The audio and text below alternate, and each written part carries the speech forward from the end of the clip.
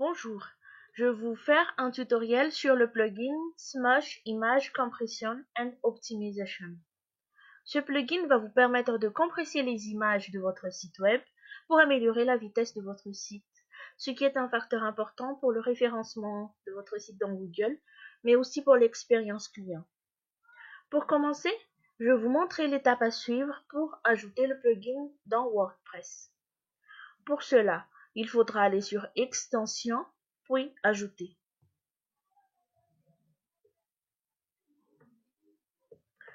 Ensuite, on va rechercher le nom du plugin dans le champ mots-clés, puis rechercher des extensions. Il faudra taper le nom du plugin en question. Voilà, il s'agit de ce plugin-là. Pour ma part, c'est déjà marqué actif puisque le plugin est déjà installé. Il est important de noter que la version gratuite est 2 fois moins performante que la version payante, mais c'est déjà un gain important en taille d'image. Maintenant, on va aller dans la configuration du plugin Smush pour voir comment est-ce qu'on pourra réduire la taille des images en masse. Pour cela, il faudra aller ici, dans Smush, et cliquer ici.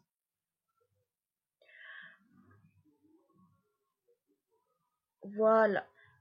Il est important de savoir qu'il ne faut pas le faire si la taille des images est cruciale dans votre activité. Exemple photographe, PAO ou tout autre site qui nécessite d'avoir des images en très haute résolution. Voilà, arrivé ici.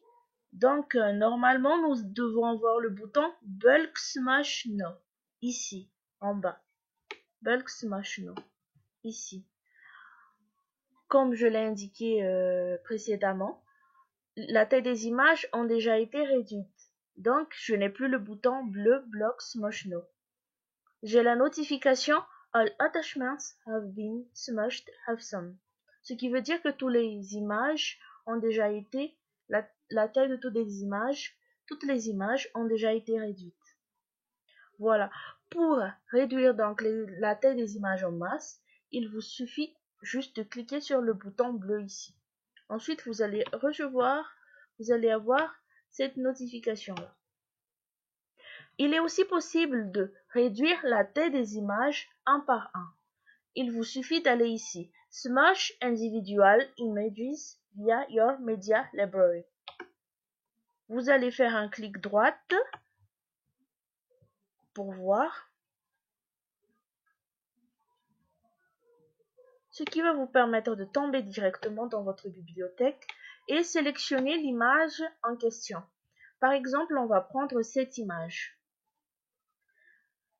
Si la taille de l'image n'a pas encore été réduite, vous devez avoir un bouton bleu Smash No ici, en bas à droite.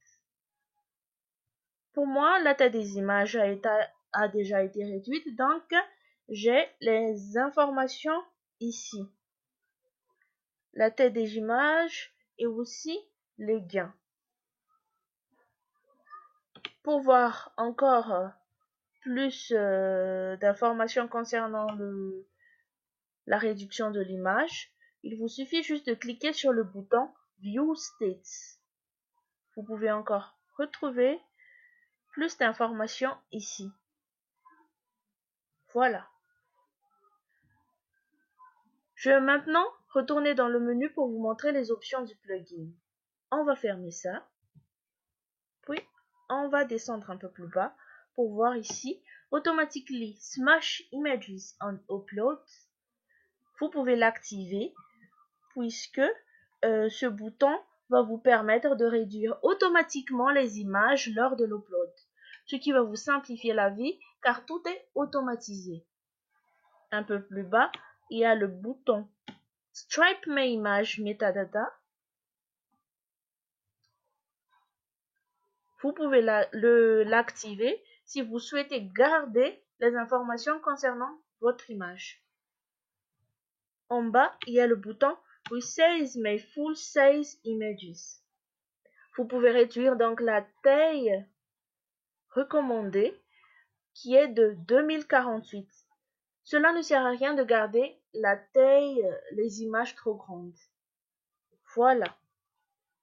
Il vous suffit de cliquer sur le bouton Update Settings pour conserver les informations. Ici. Voilà. Pour terminer, je tiens à préciser que la version Pro est plus performante que la version gratuite. Pourquoi?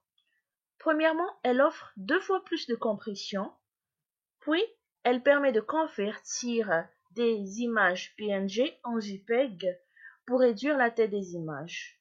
Mais si vous avez un blog normal, la version gratuite est tout à fait suffisante.